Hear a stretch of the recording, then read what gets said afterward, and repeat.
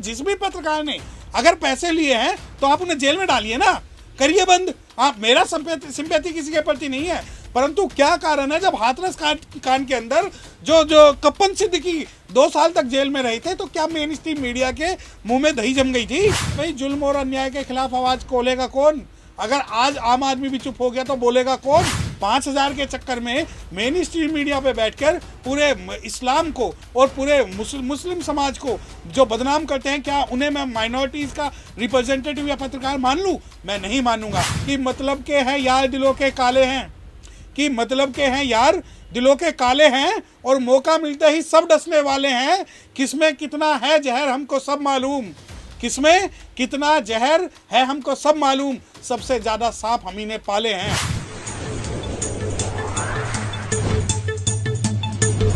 मुझे ये बात समझ में नहीं आती कि आप जैसे पत्रकार जो है वो सभी चीज़ों को मिला क्यों देते हैं। आपको लगता है कि ईडी की रेड बढ़ रही है नेताओं के खिलाफ और पत्रकारों के खिलाफ। अगर ये सवाल आप मुझसे पूछते कि जो ईडी की या पुलिस की जो रेड पत्रकारों के खिलाफ पड़ रही है उसमें और जो नेताओं के खिलाफ पड़ रही है उसमें क्या अंतर है?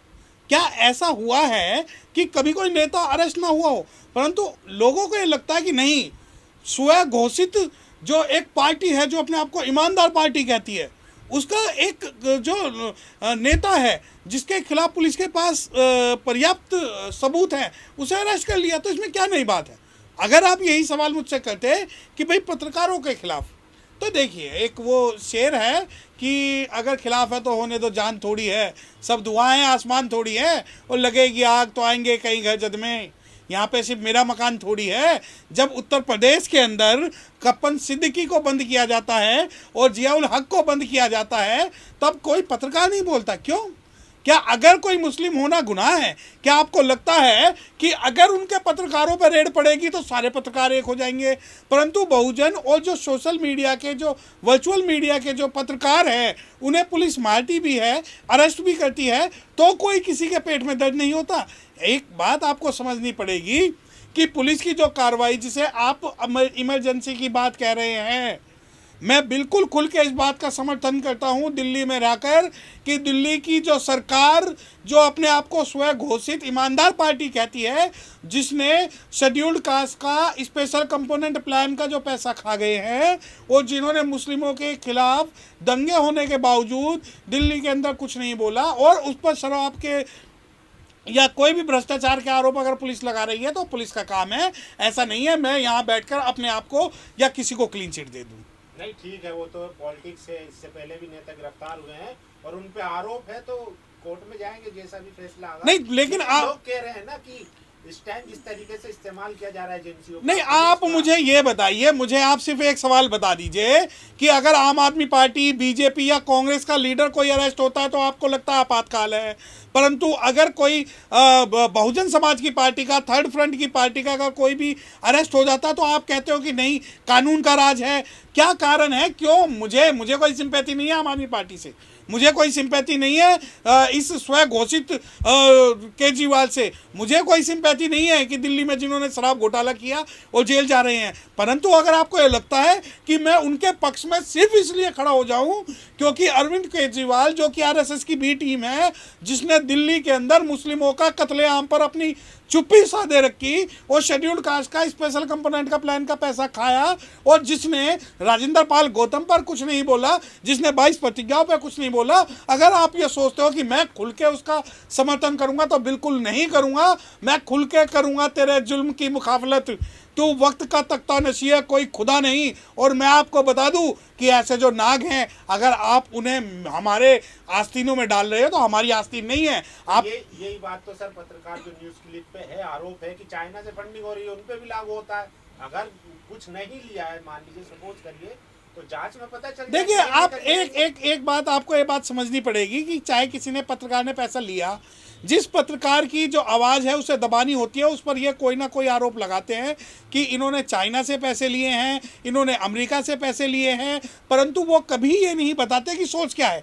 अगर भाई हम कहते हैं कि जिस भी पत्रकार ने अगर पैसे लिए हैं तो आप उन्हें जेल में डालिए ना, करिए बंद। आप, मेरा सिंपैथी किसी के प्रति नहीं है, परंतु क्या कारण है, जब हाथरस कांड के अंदर जो कप्पन सिद्दीकी 2 साल तक जेल में रहे थे, तो क्या मेन स्ट्रीम मीडिया के मुंह में दही जम गई थी? दूसरी बात, आपको अगर ये लगता है कि भाई चुप कराने का, यार एक बात बताएं कि शेड्यूल कास्ट, शेड्यूल ट्राइब, अरे आप तो ये बात कह रहे हैं कि इस पर विदेशों से आरोप लगे हुए। भारत की जो राष्ट्रपति हैं वो रोई थी कि कई जो कैदी हैं वो जेलों में पड़े हुए हैं। मैं आपको नॉर्थ ईस्ट के और आदिवासी क्षेत्रों के ऐसे कई उदाहरण दे सकता हूं जिसके अंदर आदिवासियों को बकरी चोरी करने के आरोप में महीनों तो क्या सालों से वो जेल में पड़े हुए हैं, उनकी आज तक जमानत नहीं हुई। परंतु अगर आप ये कहते हैं कि भाई उन्होंने विदेशी फंडिंग का आरोप, क्यों विदेशी फंडिंग का आरोप तो सब पे लगा देते हैं। जब बहुत सारे लीडर्स ऐसे हैं जो समाज में क्रांति करते हैं, इनके कुछ नहीं मिलता तो लगा देते। दूसरी बात, मेरा मेन स्ट्रीम मीडिया से कोई सरोकार नहीं है, ना ही मुझे उनसे बात करनी, ना ही उनके मुद्दे पर मैं हूं, परंतु मैं मुद्दे पर हूं। आप जैसे लोग जब हाथ में माइक लेके घूमते हैं, आपको अगर कोई थाने में पुलिस वाला बैठा ले या कोई आपको अरेस्ट कर ले, तो क्या कारण है मेन स्ट्रीम मीडिया आपका साथ नहीं देती? आप कहते हैं कि स्वघोषित इमरजेंसी है कि भाई जो बोलेगा, अरे भाई जुल्म और अन्याय के खिलाफ आवाज खोलेगा कौन? अगर आज आम आदमी भी चुप हो गया तो बोलेगा कौन? और अगर आपको ये लगता है कि हम सिर्फ उनकी हाँ में हाँ मिलाऊं, तो ऐसा नहीं होगा। और सबसे बड़ी बात ये कि मैं इस दिल्ली पुलिस के इस बिल्कुल समर्थन में हूं कि वो दिल्ली के अंदर भ्रष्टाचारियों की कमर तोड़ने के लिए उनका पद और उनका कद और उनकी जो ये गीदड़ भभकी है वो बिल्कुल नहीं देख रही। लेकिन इसमें जो पत्रकार थे उसमें बहुजन पत्रकार भी थे, माइनॉरिटी के भी पत्रकार थे, लेकिन उन पे लगातार आरोप लगाए। हालांकि आरोप संस्था पे, लेकिन इंडिविजुअली जो फ्रीलांस भी जुड़े हुए थे पत्रकार, उन तक को नहीं। मैंने 2 चीजें आपको बिल्कुल क्लियर की हैं कि अगर जो पत्रकारिता के फील्ड में अगर किसी को अरेस्ट किया है और झूठे आरोप लगा के किया है। अब आप ये देखिए कि एक तरफ आप बात करते हैं कि इंडिया ने 14 पत्रकारों का बहिष्कार कर दिया, इंडिया ने 14 पत्रकारों का बहिष्कार कर दिया।